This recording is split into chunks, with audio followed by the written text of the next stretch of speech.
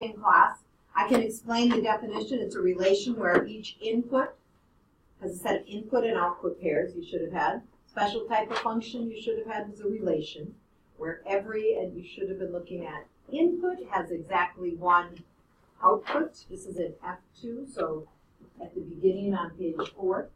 The domain is a list of all possible, when we're looking at inputs, where our range is the list of all possible outputs. Behind this domain, I would like you to put, this is always going to be your x values. So whenever you're looking at a table, it's the x values that you're looking at. And these are your y values or your y coordinates. Okay? So you have those two written down. So make sure if you didn't add that you add that behind. So in this first one, if you notice, each input, so 4 has an output of 7 and an output of -5. Which means if we are looking at that, will it be a function? Not a function, because both 2 and 4 have 2 outputs. So please make sure if you didn't write the reason, because I see a lot of just no's, and they don't see the reason. Put the reason. Why? When we do this on a quiz, the yes or no is worth a point, and the reason is worth 2. So if you didn't write the reason, please make sure you do so. If we look at this next one, -5, 2, -4, 4, does each input have an output? If we are looking at that next one going down. Yes. So if we look at it, we're going to say it's a function, and then you want to give your reason. The easiest reason for a function, each input has exactly one output. That's the easiest reason when you're doing your homework. Same thing tonight. Okay? If we look at this table, we have -1, 3, we have 0, -3, we have 1, -1, and 2, -1. Does each input have an output? Function or not? What are we thinking? Yes, function. What about the fact that you get -1 for 2 outputs? Does that matter? It does not. Just means that when you look at that, that's going to end up being kind of like a horizontal line in that part, but it still is a function. So if we look at this one, 0, 12, 3, 8, 6, 4, 9, 2 should be a function. Each input has exactly one output. Again, if you did not have the reason down, so some of you, make sure you add the reason between each one of these bits. Okay? Each one, if you're putting yes, it's a function, you want to put the reason that each input has exactly one output. Okay? That should be your reason for each one. You have to write it multiple times? Yes. If you're going to tell me it's not a function when you do the homework tonight, you want to tell me, oh, because 2, and you only have to list one of them. You only have to put like either 2 has 2 outputs or 4 has 2 outputs. If you want to put both of them down, that's fine if you look at that. Okay? So, keeping in mind that definition, when one number is put in, you only get one thing out. That's what makes it a function. If we watch those videos from Monday, we look at that. So this one says, if we are looking at this graph, so our inputs are our x, right? This is our input. And this is our output over here, or our y. Okay? So write input and output by those. And it says, if we're looking at the following graph, do they represent functions? Remember, each input has to have one output. So if we look at that, does each input in that first graph, when I put in 1, I get 1. When I put in 2, I get this number here. When I put in 3, do I have more than 1 for any number? No. So we are going to answer, is this one a function? We're going to answer yes. For each input, x coordinate, there is one output, y coordinate. Write that whole thing down, please. Why we want to write the word, these are our outputs, so please write output by the y. Right? That's our range.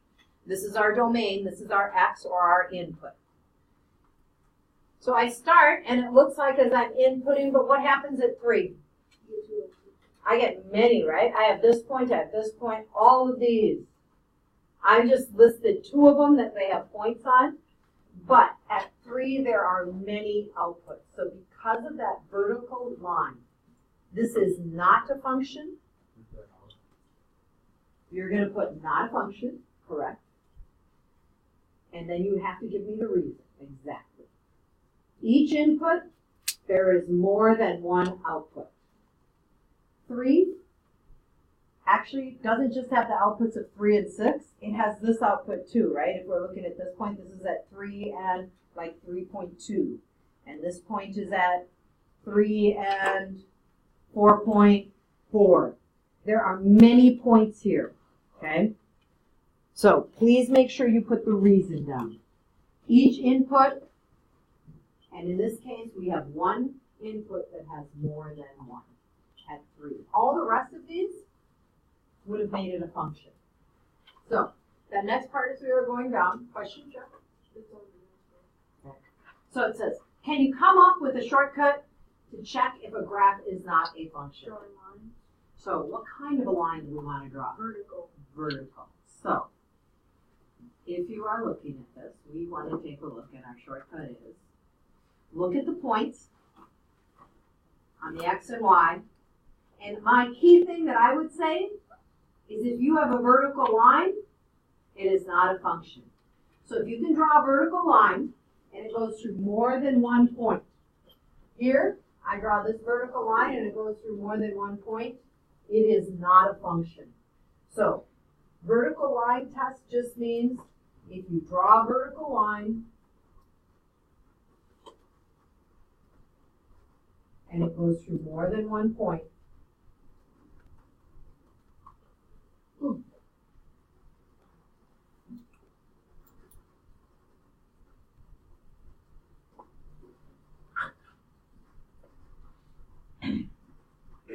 not a function. So that's always going to be our case for how it's not a function.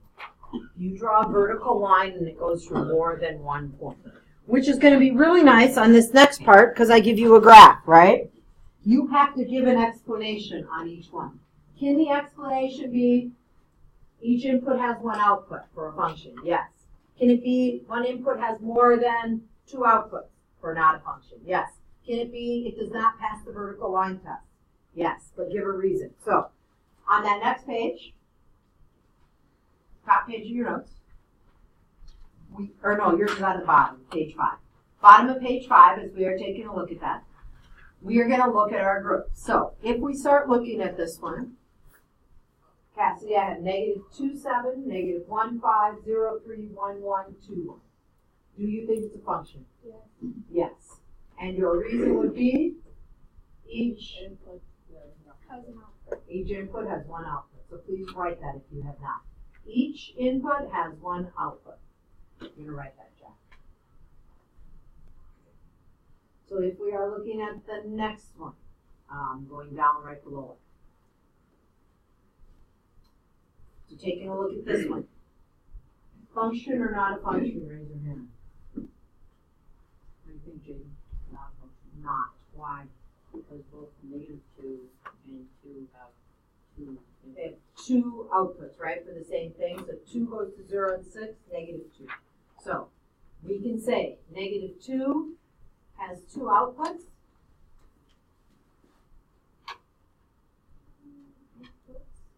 So does 2. Okay. I would like you right now to take a look at the other 3 on this page and decide if you think it's a function or not. Here with the graph. Function or not? Not a function. Not a function, and my reason then, Alex, is what? -4 has 2 outputs. -4 has 2 outputs? Doesn't -2 have 2 outputs, right? Oh, yeah.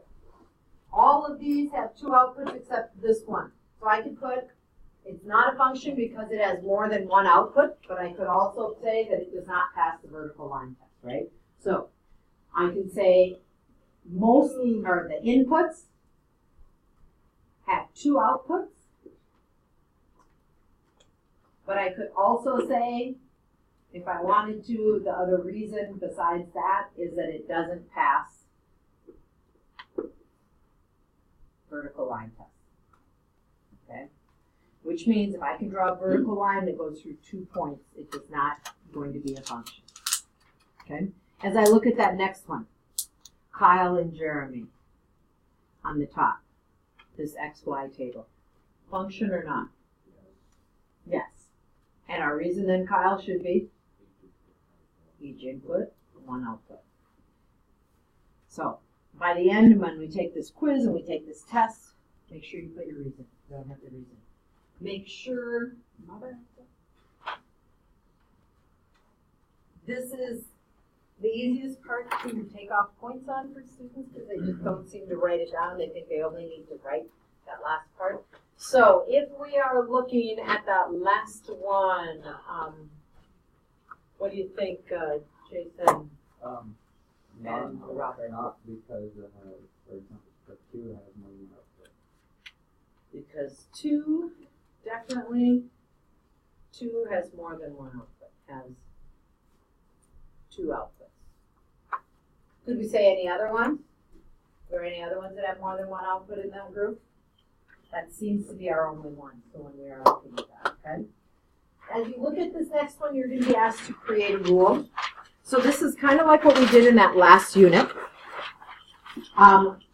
When we are finding the slope, so we are going to be asked to write an equation. Our equation, what we're going to write, you're always trying to think, is it linear? And how do we write linear equations? Linear equations should always be of the form y equals mx plus b. Now next year in algebra, you're going to learn 2 other forms of linear equations. So please write this in your notes for your rule.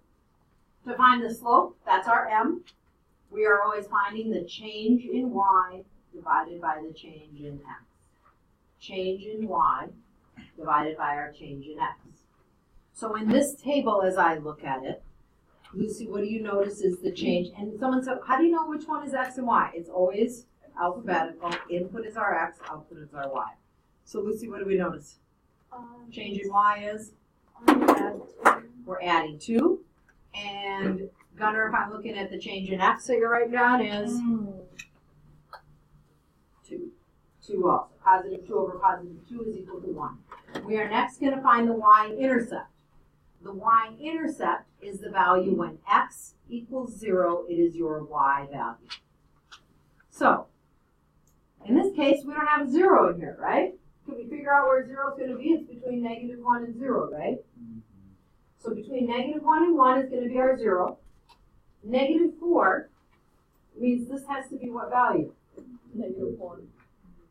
-3, because we're adding 1 on, right? That's what that slope is telling us, right? So if we wanted to figure out was 2, we would have had a -1, right? They skipped a number. So you can fill those in your table. So in our case, our y value is going to be, when x is 0, y equals -3, okay? That is our b, right? So -3 is my b value. So now we're writing our equation. So if I'm writing my equation, Maddie, I'm going to have y equals -3. Is it okay if you have plus and -3? Yes. Same type of thing when we look at that. I would take, as she mentioned, y equals x. So sometimes they don't put the 1 in there. And just the -3, same thing. So some people might have looked at this and went, oh, from -5 to -8, I'm subtracting 3, I'm subtracting 3. So does that rule work all the time? Yes. But sometimes you have to be careful that for your y-intercept as you look at that. So 2 different ways. So it says rules can also be written as sentences. So if we are writing this one as a sentence, we would want to write it this way. So as you are looking at this, please write this down. To find the output, subtract 3 from the input. To find the output, subtract 3 from the input. When you look at this, so we did talk about, that was in yesterday's, that you want to use values like -2, -1, 0, 1, and 2. You always want to pick numbers kind of close to your origin, just so that your graph isn't going to be huge when we do these. And once you do that, what you're doing is you're going to this equation. So you are taking 2 times a -2 and subtracting 4. So -4 minus 4 is how we get -8. Okay? You're taking 2, which was the equation up here, and you're just replacing the x value with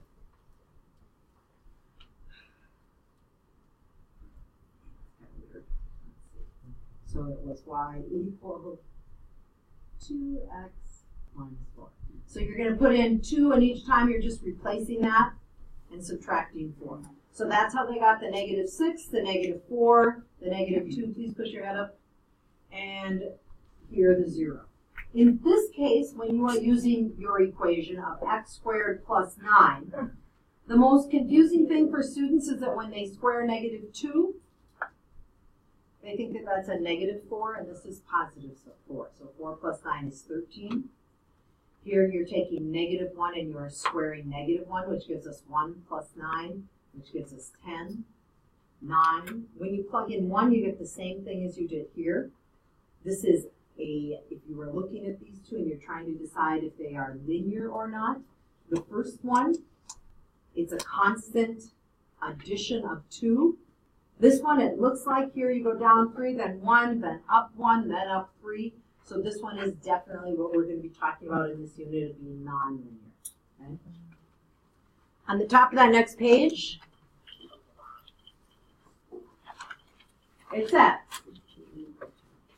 you're hanging out in an arcade with a friend for lunch, you have $16 in your pocket, you will spend $4 on food. Each game costs 50 cents. How many games could you play for and spend $4 on food? Could you play one game? Yes. Could you play 10? Yes. What's the most you could have?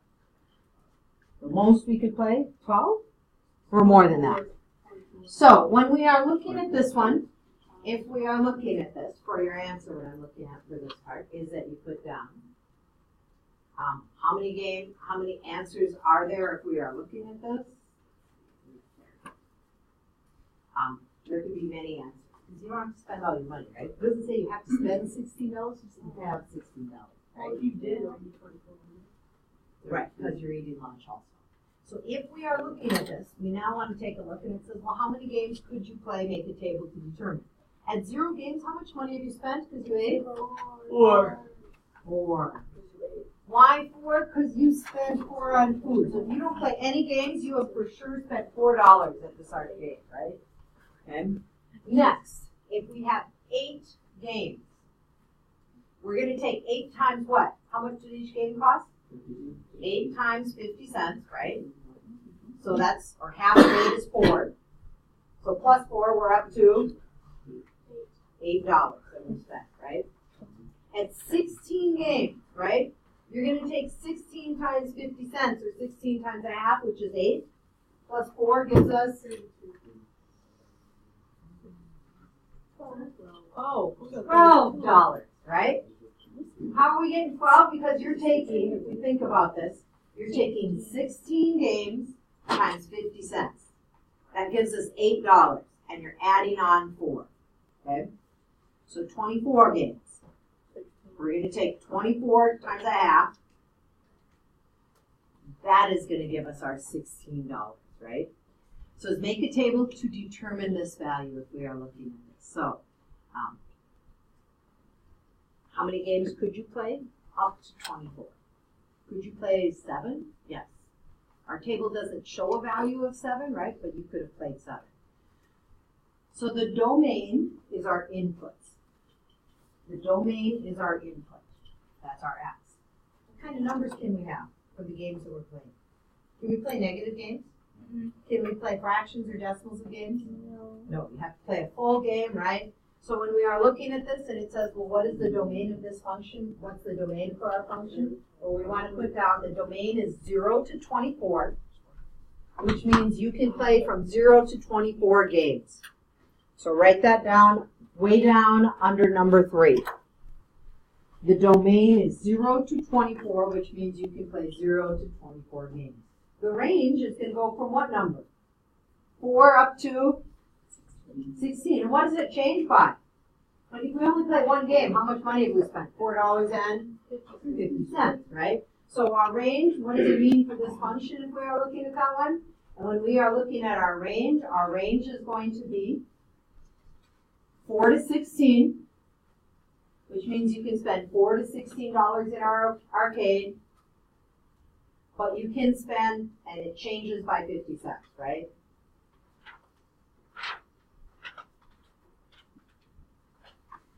Because you could spend $4.50, you could spend $5, you could spend $5.50. Could you spend $4.75? That's not one of our options, right? So we are looking at that. So when we did that homework at the beginning of class, when you were doing yours and some of you said, oh, I didn't know how to do that. Really, you should have been able to do that in less than 10 minutes. We did it as a class in less than 10 minutes. So tonight you are taking a look at these questions. What they ask you to do, decide whether it is a function or not, and make sure you explain. Number 9, 10, 11, 12, you have to make this table. So, below number 9, please make an X, Y table. And in number 9, as you take a look at that, and if you want to make your X, Y table going across, you can. Yes, Jeff. I know, but a lot of people said this morning, I just had a ton of people like, I didn't get this, this is so hard. So, -2, -1, 0, 1, and 2. Okay? You are plugging that value of -2 and replacing the X. This number 11, you're going to get some fractions for your answers. That's okay, right? You're going to take a half times -2. So each one of these, I don't care if you make your table going down, X, Y, you're replacing, in our equation, 1/4 times -2, and you're adding 1 to get the Y value, okay? You're doing that each time for every question as you were doing this. So in your workbook, 9, 10, 11, 12, you want to have those tables. As you go to the top of the next page, it asks you to write a function rule, okay? So the function rule is like we were doing today. Y equals, in terms of X, okay? So that's what you're doing in 13 and 14. 15 and 16, they're just kind of asking you to answer the question and explain. Here, write a function rule that relates inputs to outputs. If you want to change the R and T to X and Y, change the R and T to X and Y, and write your equation as Y equals something X plus. And then the last one's ask you to determine if it's a function. If you did not do this assignment, you want to do this.